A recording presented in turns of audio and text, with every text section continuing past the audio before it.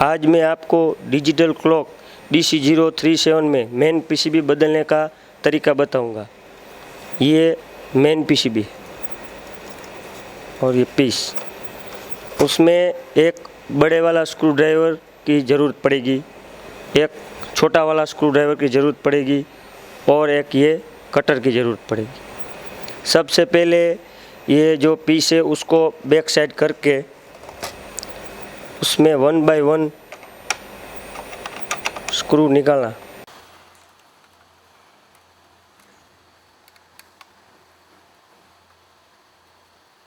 उसमें 1 बाय 1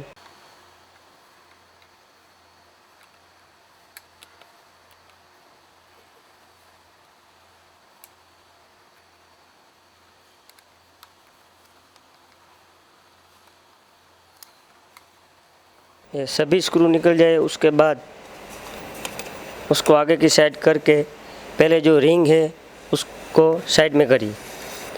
उसके बाद ये जो ग्लास है उसको ऐसे ही साइड में कर दें। अब मेन पीसीबी बदलने के लिए सबसे पहले ये जो अदर वायरिंग है उसको निकालना पड़ेगा। तो सबसे पहले ये पावर सप्लाई पीसीबी का जो वायरिंग है वो हमको निकालना है। ये ऐसे वायर होता है, उसके बाद ये वायरिंग होता है, ऐसे निकालना है।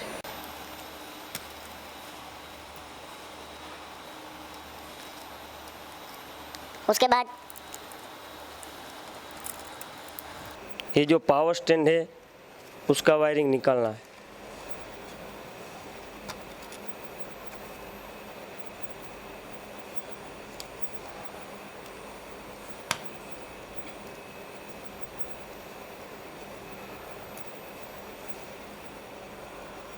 उसके बाद जो ये टेम्परेचर सेंसर है उसके येलो वायर है,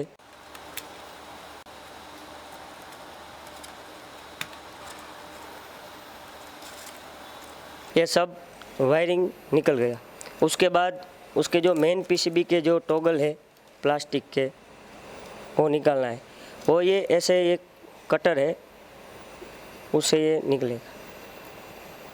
ये मेन पीसीबी प्लास्टिक टॉगल दूर करने में बहुत जल्दबाजी मत करिए, नहीं तो ये पीसीबी क्रैक हो सकती है।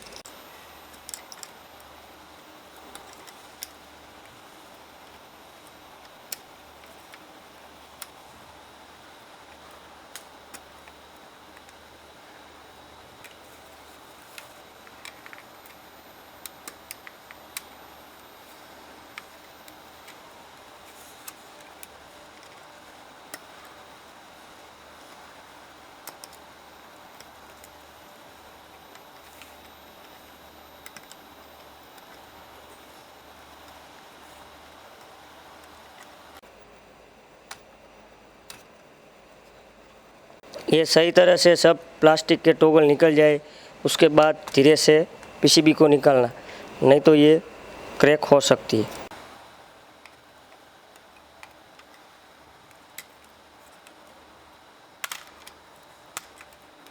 ये धीरे से निकाल लिया, फिर इसको साइड में। उसके बाद ये नया जो मेन पीसीबी है वो उसके जो टॉगल है उसमें सही तरह से रखने का। और जो मेन पीसीबी है उसके साथ ये जो स्क्रू है वो उसके साथ चिपके रहते हैं, तो उसको पहले निकालना है।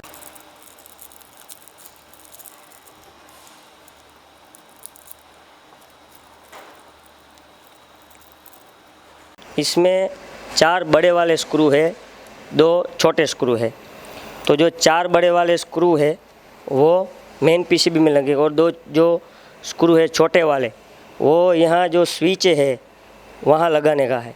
ये उल्टा सुल्टा नहीं चलेगा, नहीं तो पीसीबी क्रैक हो जाएगी। सबसे पहले हम ये छोटे स्क्रू ड्राइवर से ये ऐसे स्क्रू फिट करेंगे।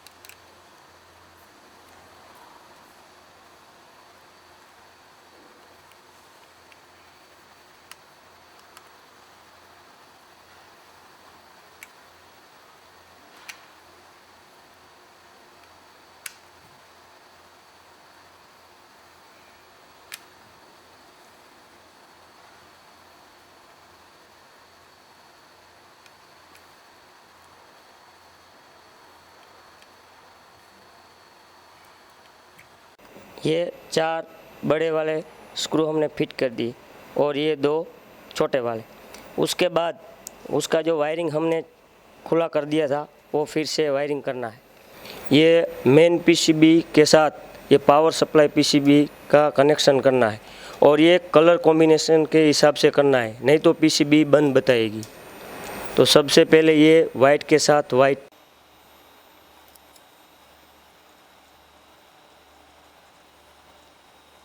उसके साथ ये वायरिंग डटी है।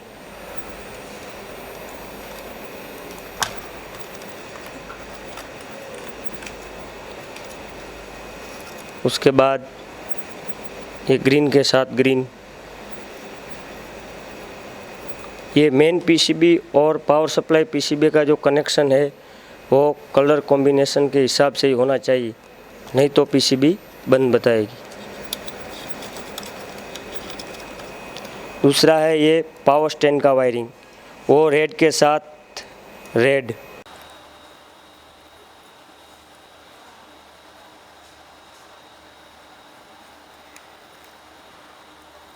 और ब्लैक के साथ ब्लैक वायर लगा के उसमें प्लास्टिक पट्टी लगा के उसका जो पॉइंट है उसमें बिठा देने का। उसके बाद ये हमारे टेम्परेचर सेंसर है, उसका वायरिंग है। इसमें ये 2 ही येलो कलर के है, उसमें कोई कलर कॉम्बिनेशन की ज़रूरत नहीं है, कोई भी किसी में भी लगा दो।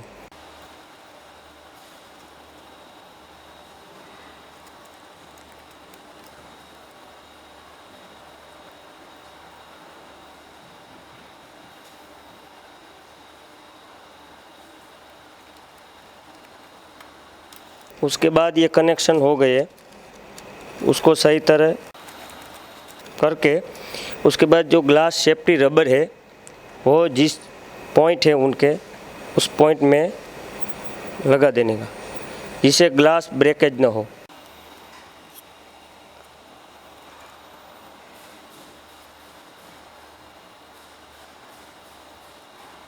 उसके बाद इसके ऊपर ग्लास सही तरह से फिट करके उसके बाद ये रिंग इसके ऊपर फिट करके उसके पीछे की ओर करके जो हमने ये स्क्रू खोले थे वो ये बड़े वाले स्क्रू ड्राइवर से हम फिट करेंगे और सभी स्क्रू फिट करने हैं वो 1 बाय 1।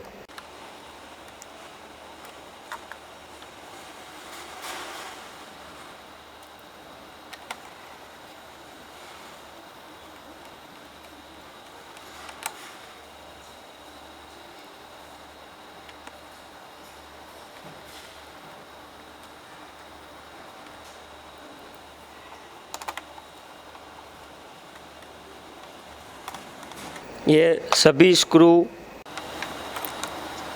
सही तरह से फिट करने का। उसके बाद ये हमारा पेन पीसीबी बदल गया।